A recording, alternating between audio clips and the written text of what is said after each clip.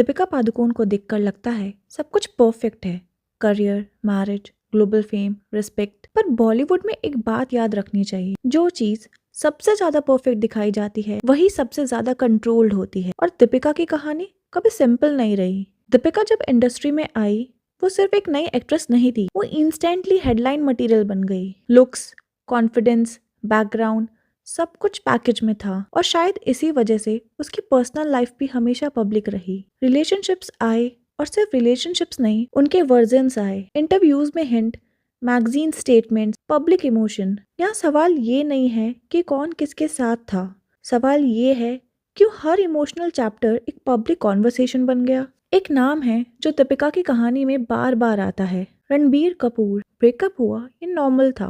Breakups दर्दनाक होते हैं, ये भी नॉर्मल है। पर उस ब्रेकअप के बाद जो साइलेंस आना चाहिए था वो साइलेंस कभी पूरा आया ही नहीं। कभी इंटरव्यूज, कभी सिंबॉलिज्म, कभी टाइमिंग।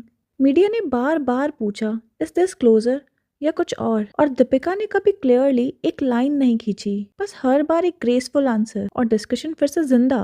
कुछ लोग इसे ऑनेस्टी बोलते हैं, कुछ लोग इसे इमोशनल अटैचमेंट, कुछ लोग इसे नैरेटिव कंट्रोल।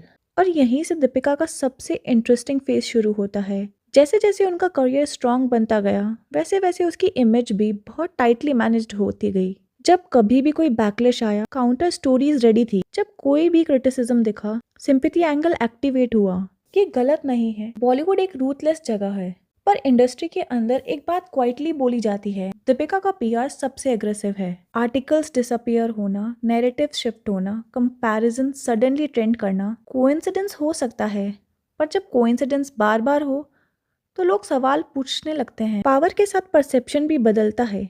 जो कल तक स्ट्रॉन्ग वुमेन थी आज इंटिमिडेटिंग बोल दी जाती है। जो अपनी बात रखे उसे डिफिकल्ट कहा जाता है। कुछ को स्टार्स के ऑकवर्ड साइलेंसेस, कुछ इंटरव्यूज जहां एनर्जी मिसिंग लगती है, कुछ लोग जो कभी ओपनली क्रिटिसाइज नहीं करते पर ओपनली सपोर्ट भी नहीं करते। बॉलीवुड में ये साइलेंस अक्सर सब कुछ कह देता है। शादी के बाद लोगों ने सोचा था दीपिका थोड़ी सॉफ्ट हो जाएगी, कम विजिबल, कम अग्रेसिव, पर हुआ बिल्कुल उल्टा। ब्रांड पावर बढ़ी, ग्लोबल प्रेजेंस बढ़ी, कंट्रोल और टाइट हो गया। जैसे शादी ने उसे स्लो नहीं किया और ज्यादा फोकस्ड बना दिया। और जब कोई अपनी पोजीशन इतनी केयरफुली प्रोटेक्ट करता है तो विस्पर्स ऑटोमेटिकली फॉलो करते हैं। इस कहानी का सबसे अनकंफर्टेबल सच ये है, दीपिका शायद विलन नहीं है, शायद विक्टिम भी नहीं, शायद वो सिर्फ बॉलीवुड की सबसे अवेयर प्लेयर है, जो समझती है ये इंडस्ट्री सिर्फ टैलेंट से नहीं चलती, परसेप्शन से चलती है। और जो लोग परसेप्शन कंट्रोल कर लेते हैं उन पर हमेशा उंगली उठती है। दीपिका पादुकोण एक फेस नहीं है, वो एक स्ट्रैटेजी है, एक सर्वाइवल मेथड है। और बॉलीवुड में